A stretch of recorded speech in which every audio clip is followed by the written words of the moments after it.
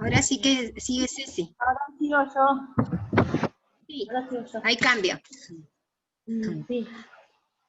Ahí está. En cuanto al directivo frente a la planificación, lo que hace, los directivos lo que hacen es un asesoramiento pedagógico, que es un proceso educativo, es un encuentro, una reunión entre los directivos y los docentes de la institución, donde los directivos asesoran, nosotros pusimos ahí que es asesorar, es un acto de colaboración donde el directivo aconseja, ayuda al docente ofreciendo alternativas en el proceso de evaluación y de análisis de la información que han recabado en las planificaciones de los docentes. ¿A quién está dirigido? Bueno, puede ser un asesoramiento individual a un o una docente, a un grupo de docentes sería un grupo pequeño, o a toda la institución sería un grupo grande. El asesoramiento pedagógico ya sería a veces, sería como un taller de capacitación. Bueno, en cuanto a los directivos, cuando asesoran ocupan un lugar de enseñantes a sus docentes que trabajan en la institución. ¿Para qué sirve? Este asesoramiento sirve para reflexionar y actuar, o sea, pensar y actuar sobre las prácticas educativas, tratando de unir, de concertar, y construyendo ideas nuevas y propuestas educativas para que puedan contribuir a una mejor calidad de las prácticas educativas. También los directivos promueven a una mayor comprensión de los propósitos que llevan a cabo los docentes en las planificaciones. También promueven a la profesionalización en cuanto al desempeño de cada docente en la planificación. Los motivan a que se perfeccionen para poder tener un mejor desempeño pedagógico, influyendo también en la transformación de las prácticas. Bueno, teniendo en cuenta también una adecuación en cuanto... Ay, me perdí. Acá estoy.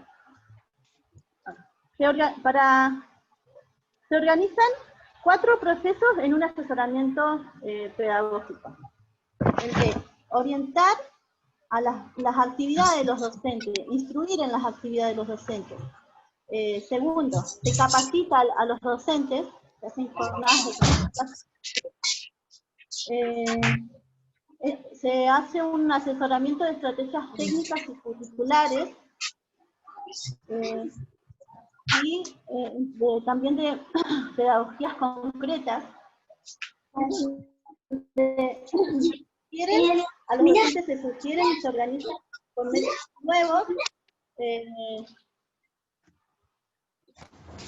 El plan de estudios que llevan a cabo en las planificaciones. También será un apoyo, el cuarto sería dar un apoyo de los directivos a los docentes, reorganizando y ayudándolos a perfeccionar esa planificación. Bueno, dice, el asesoramiento pedagógico implica saber escuchar y observar qué sucede al definir sobre qué se va a asesorar. O sea, el directivo tiene que estar preparado para poder ayudar, tiene que tener un conocimiento adecuado para poder ayudar en las planificaciones de los docentes. También motiva y busca prácticas innovadoras, prácticas educativas innovadoras. Se convierte en un mediador de la información que llevan los docentes en las planificaciones. También se puede realizar de diferentes maneras. Analizar la práctica sin incluir otros puntos de vista de personas o materiales de estudio externos. También realizando nuevos marcos teóricos y conceptuales, y realizando análisis de la propia práctica del docente. O sea, les ayuda a que los directivos ayudan a que los mismos docentes puedan ¿cómo se dice? Volver a esas planificaciones y volver a ver qué es lo que les favoreció y qué es lo que no en esas planificaciones. El análisis, así como cuando uno observa en clase, uno observa la clase, el análisis tiene una devolución, el análisis también tiene una devolución, pero se hace por escrito para que quede asentado. Y una vez que eso queda asentado, tiene que ser prolijamente, y eso ayuda a dar cuenta de las sugerencias que el directivo hace al docente, dar cuenta de su lectura, y se convierte en un documento de seguimiento realizado por los directivos. Él o la docente también pueden volver, ellos mismos, como dije recién, volver a esa planificación, o sea, a ese asesoramiento pedagógico que queda por escrito, y pueden volver para poder ver los consejos, los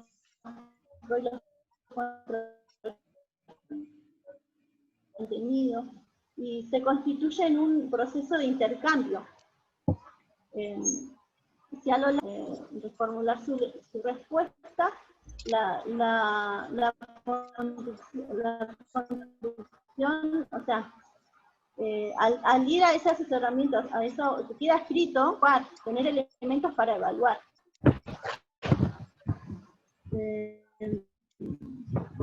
No sé, creo que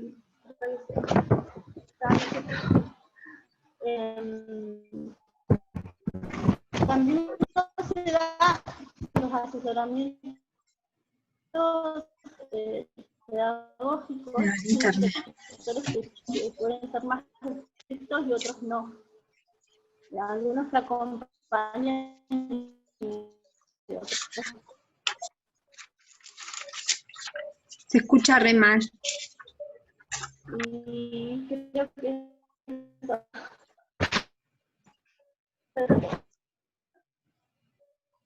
Error 0 de semántica.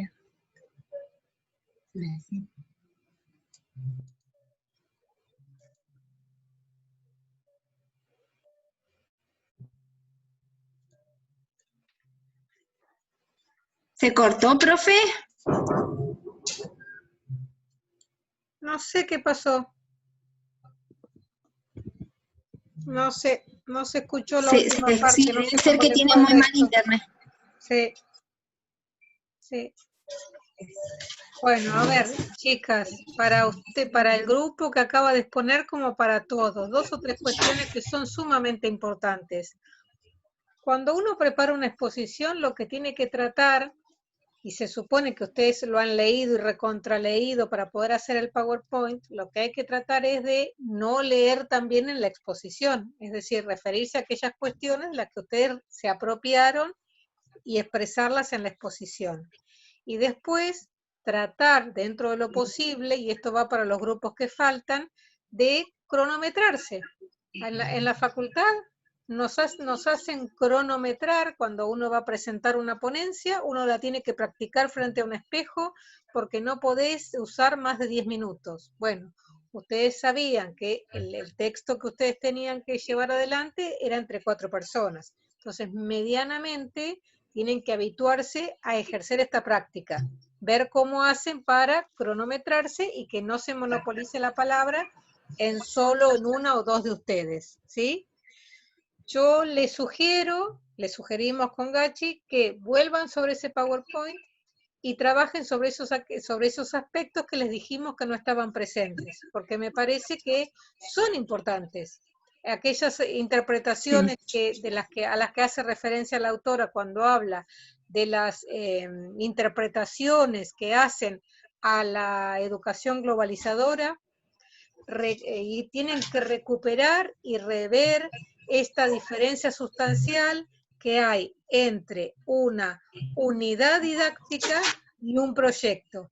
Recuerden que la unidad didáctica hace referencia a una parcela de la realidad, ¿sí? El objeto de estudio se constriñe, de lo contrario se haría interminable. Entonces uno tiene que elegir, hacer un recorte de la realidad. Eso es la unidad didáctica. Y el proyecto refiere a una problematización.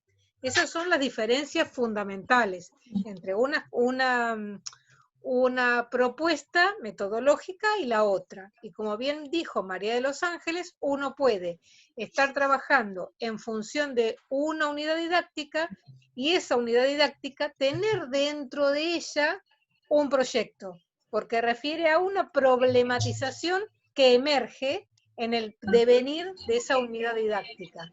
Pero tiene que quedarles muy en claro, porque de hecho ustedes el año que viene los van a tener que poner en práctica, tal vez con mayor ejercicio de lo que han hecho este año, en reconocer y en planificar cómo se realiza una unidad didáctica y cómo se realiza un proyecto, que tienen aspectos que son diferentes.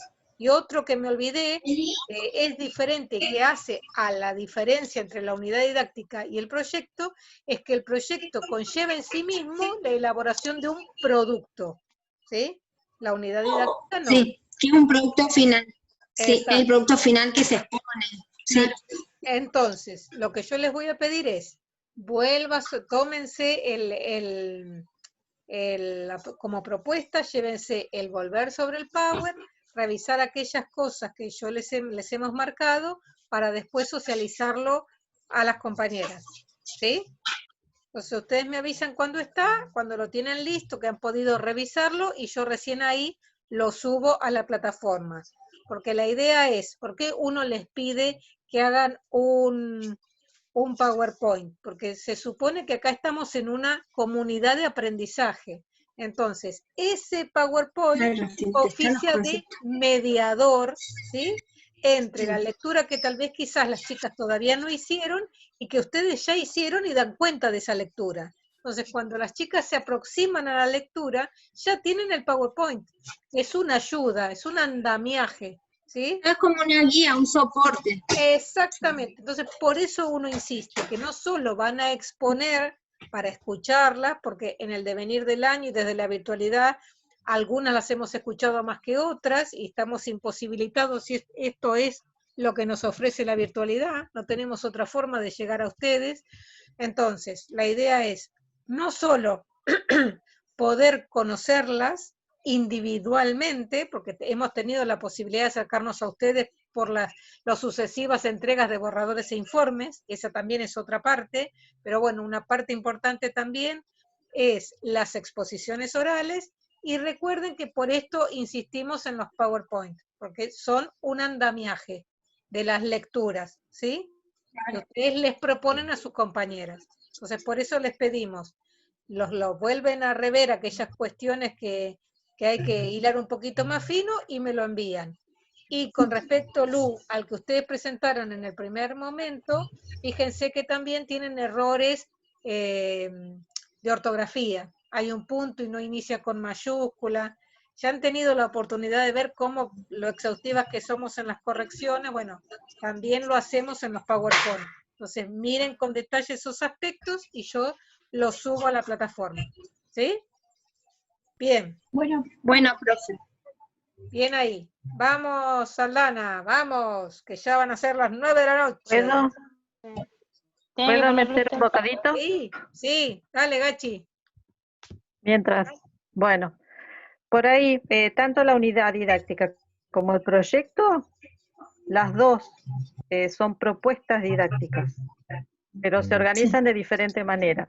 La unidad didáctica va a durar máximo 20 días, un mes, por decirles. En cambio, proyectos, tenemos proyectos cortos, a mediano plazo y a largo plazo. Un proyecto de cocina va a ser a largo plazo como el de biblioteca. Un proyecto de aprender a bailar la chacarera va a ser corto. En 2 semanas por ahí se termina. El taller de alimentación saludable puede durar el primer cuatrimestre y después de las vacaciones de invierno surge otra cosa. Entonces eso también, el tiempo de durabilidad de cada uno es diferente. Es otra de las características otra que yo cosa anuncié, también. ¿sí? Porque aparte Sí. se pueden Tener en trabajar en cuenta. simultaneidad. Fíjense que Gachi les habló de un proyecto que puede durar todo el año, pero las unidades didácticas se van a ir sucediendo y pueden ir en simultáneo. Después ustedes verán en la planificación semanal qué actividad hacen de la unidad didáctica y qué actividad incorporan del proyecto. ¿Sí? pero van en Sí. simultaneidad. Hay cuestiones nodales que nosotros pretendemos que se vayan de este segundo ya reconociéndolos claramente, la diferencia entre unidad didáctica, proyecto, y ahora se agrega con el texto de Aldana las secuencias y los itinerarios. Entonces es importante que ustedes, porque después los docentes solemos hablar y decimos sí, proyecto unidad didáctica, porque estamos pensando que el resto identifica de qué estamos hablando. Bueno, ustedes también a partir de ahora tienen que identificar claramente a qué hacemos referencia cuando decimos unidad didáctica, cuando decimos proyecto, cuando decimos secuencia. Y lo mismo sucede con los juegos, ¿sí? Por eso yo les decía a Lucy y a Gise que volviesen sobre ese texto, porque ustedes también tienen que identificar cuáles son las distintas instancias de juego que les van a proponer a sus alumnos, a las niñas. Puede ser un juego centralizado, un juego dramático, un juego trabajo, un juego espontáneo. Bueno, cada cual tiene sus diferencias y a su vez hay propuestas de juego que son específicas del ciclo maternal y hay otras propuestas de juego que son específicas o que recién pueden empezar a proponerse a partir de los 2 años, como el juego dramático, porque antes el niño no tiene la capacidad de simbolizar esto que hablábamos la clase pasada, que las propuestas en el maternal van muy apegadas al desarrollo evolutivo. Entonces el juego también considera este aspecto. Por eso yo no puedo proponer un juego dramático antes de los 2 años, porque el niño aún no tiene la capacidad de simbolizar, ¿sí? Por eso es que va muy apegado a las características evolutivas. Bueno, todas estas cuestiones son las que nosotros pretendemos que ustedes se lleven de este año. ¿De acuerdo? Bien. Sí. Vamos, Profe, Ceci se Aldana. quedó sin internet.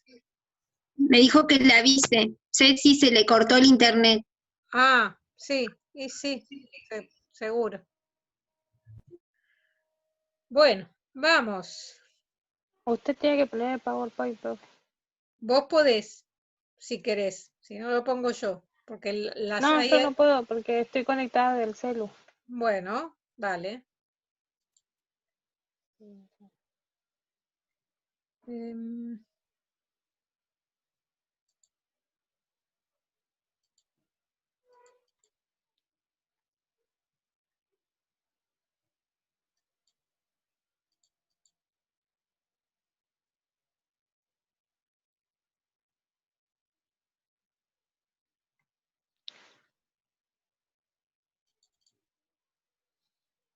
El de abajo es el que dice las secuencias didácticas. Ajá, gracias. Ya iba a meter la pata.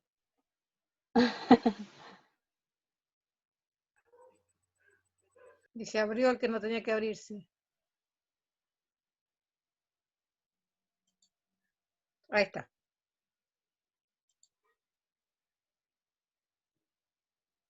Vemos la carpeta. ¿La Profe, ven no ahí? se abre porque primero tiene que abrir el archivo y después compartir pantalla. Bien. Yo lo estoy viendo perfecto, pero bueno. Yo lo estaba viendo maravilloso.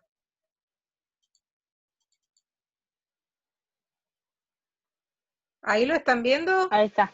Sí, ahí Bien. sí. Bueno, yo voy a hablar del texto Las secuencias didácticas en el jardín de infantes de Laura Pitruk. El capítulo 1. Ahí ya. Páselo. Bueno, se llama la organización. Bueno, no digo el nombre del capítulo. Como quieras. La organización de las propuestas de enseñanza en el jardín de infantes a través de unidades didácticas, la planificación anual, la inclusión del juego, trabajo o juego en sectores en sus diferentes versiones, de juego dramático o centralizado en los talleres. Bueno, la autora, ya puede cambiarlo. La autora comienza explicando que puse yo esa partecita de la frase que dice que jardín maternal como jardín de infantes son espacios educativos en los cuales se enseña y se aprende. Porque dice que la mayoría dice que en el jardín maternal o en el jardín de infantes no se enseña, que solo se va a jugar, por así decirlo. En cambio, no, porque en el jardín de infantes existen pocos conocimientos, son significativos para el niño porque ayuda, no es que vas al jardín solamente a jugar. Después plantea el significado o su definición de conocimiento, que dice que los conocimientos son la organización escolar del conocimiento, los contenidos, perdón, son la organización escolar de conocimiento y que le otorga el sentido de las acciones específicas a las metas que explicitan la intencionalidad pedagógica.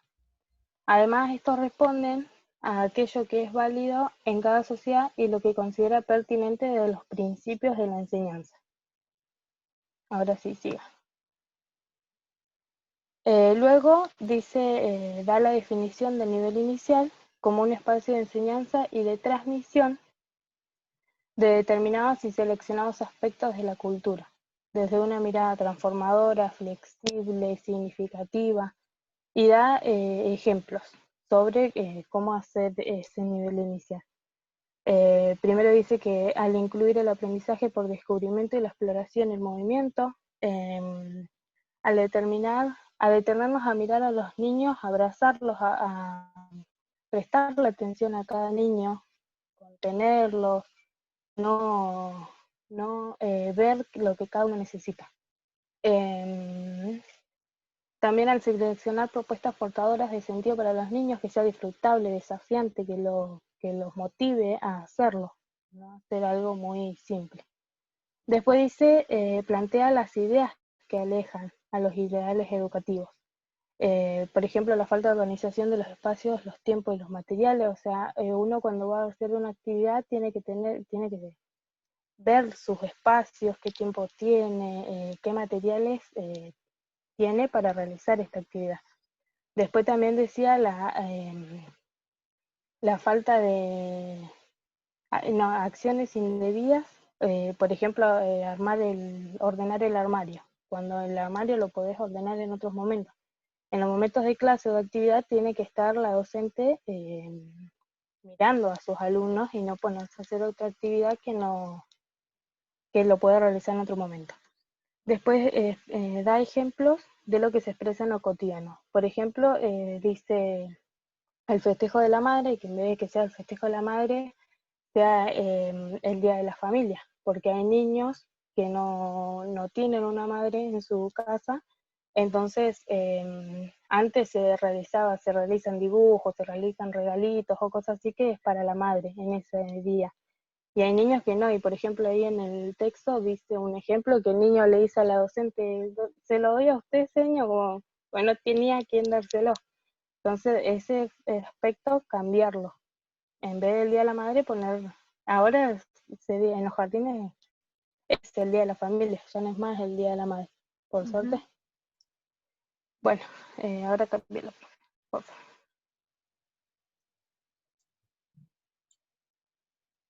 Bueno, las propuestas de aprendizaje son 3. Las unidades didácticas, los proyectos y secuencias didácticas. Las unidades didácticas se definen como la organización de un recorte de la realidad. Después los proyectos implican la organización de la tarea en función de un producto final que le da sentido a la misma. Puede ser largo, mediano o corto plazo. Por ejemplo, puede ser largo plazo que puede durar meses, como armar la huerta en el jardín. Era el ejemplo que decía en el texto. Por ejemplo, la huerta puede tardar meses en armar toda esa huerta. Pero puede también haber proyectos que duran en corto plazo, por ejemplo, la semana del juego. Pueden ser actividades que dura esa semana, poner una hora de juego toda esa semana, o que los niños traigan juegos toda esa semana.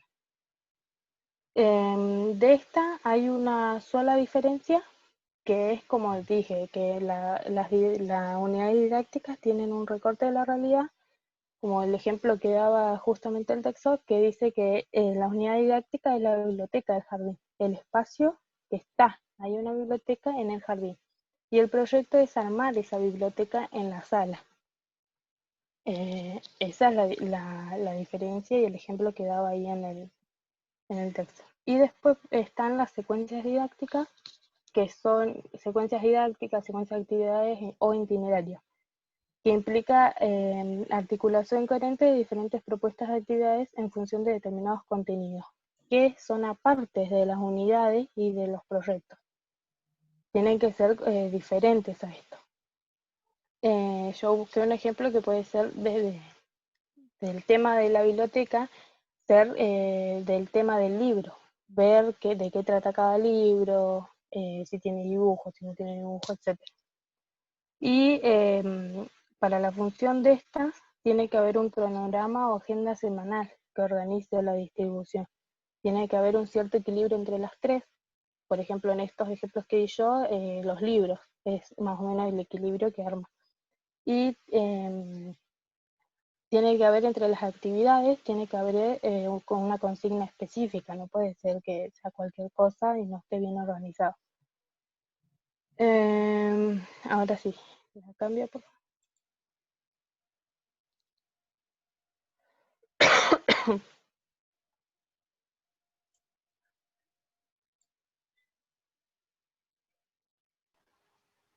Ahí está.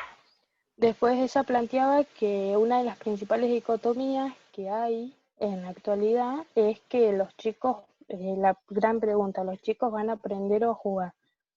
Y ella decía que es difícil que entiendan que no hay que tener una diferencia entre estos dos, sino que se complementan, porque en el jardín ellos van aprendiendo por medio del juego.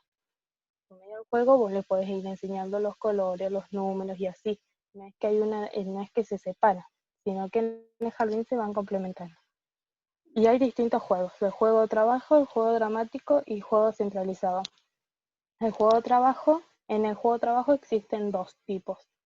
Está el juego por sectores, el cual puede asumir diversas modalidades en relación con el tipo de propuesta que cada sector, que se divide por sector la actividad y que puede ser más o menos determinada por el docente. Y después está el juego libre o espontáneo en sectores, que se lleva a cabo de una forma sumamente abierta para considerar un juego libre, es decir, que el niño es el que elige el sector y la actividad que quiere realizar. Las dos se lleva a cabo por 4 momentos: la planificación, el desarrollo, orden y evaluación. Después está el juego dramático, que está diseñado para trabajar determinadas escenas, es más dramático y puede ser, muchas veces se relaciona con la literatura y el teatro. Y después está el juego centralizado, que sostiene una estrecha relación con el juego dramático, implica dramatizar en funciones de determinadas situaciones a recrear asumiendo diferentes roles en función de un eje específico. ¿No? Es sobre algo específico, no sobre algo libre. ¿Se te ocurre un ejemplo como para diferenciar el juego centralizado del juego dramático? Por ejemplo, el juego centralizado, si fueron a conocer un supermercado, pueden volver al aula y recrear ese supermercado. Por eso es en relación a un solo eje. En cambio, en el juego dramático se pueden dramatizar distintas situaciones, ¿sí? Como más libre sería. El dramático, Ajá. sí. Ah, okay. Bueno, después ella plantea que el armado de talleres, como para, decía, la jornada, darle un nuevo significado a las jornadas extendidas, como para darle un nuevo aire, por así decirlo, a los niños, como que en vez de estar la jornada tan estricta, armar talleres, como para que los niños se cambien de actividad. Después otro que me gustó, que dice que en las actividades es mejor hacerlas en grupo, porque los alumnos son artesanos de sus propios conocimientos,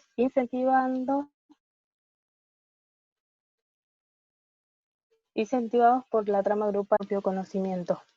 pero es es más enriquecedor hacerlo en grupo, porque vos capaz que vos entendiste de alguna manera o alguna cosa y justo en grupo o no entendiste y justo viene un grupo y viene alguien y te lo explica y es mejor.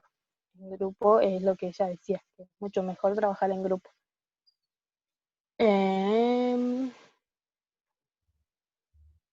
Me lo cambio, profe, creo.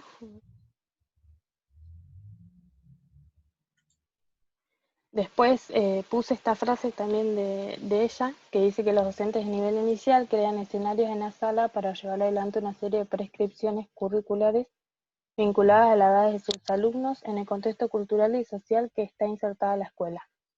Es decir, que cada docente tiene que crear sus escenarios en las salas, sus actividades, de acuerdo a un contexto cultural y de acuerdo a donde está insertada esa escuela.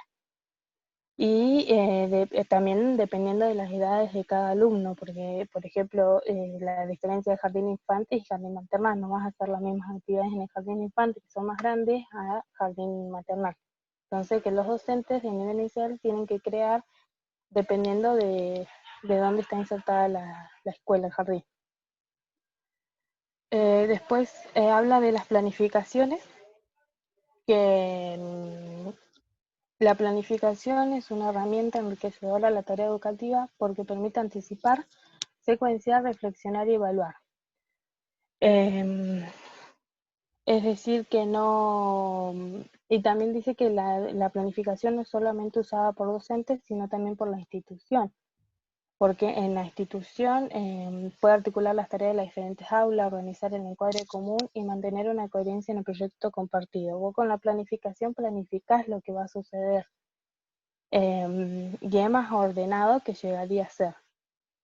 Después está la planificación anual, que la entendemos como un boceto que anticipa y organiza que aquellos aspectos generales que se delimitan una vez finalizado el periodo de inicio.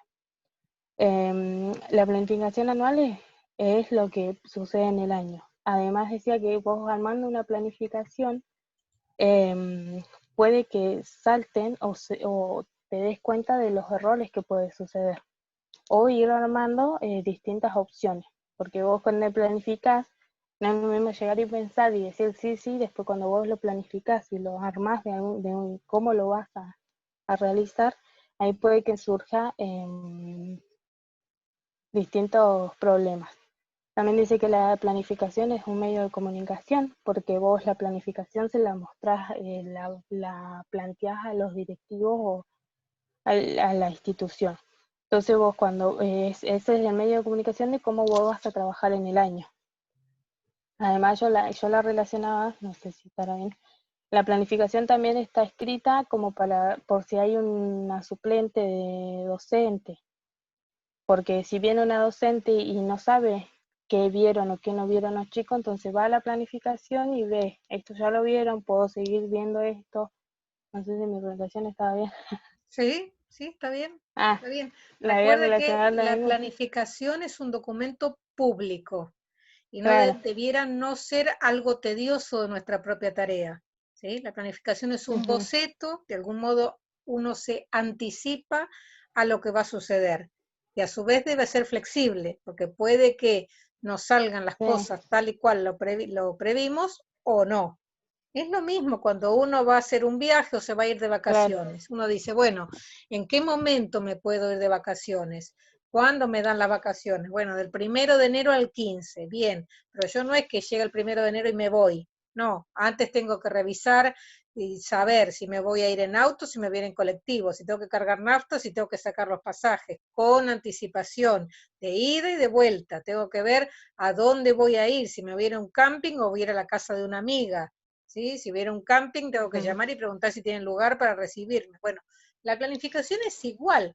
Yo me antecedo, elaboro un boceto de aquellas cuestiones que me preocupan que sean aprendidas. Cómo se va a desarrollar ese proceso de enseñanza-aprendizaje.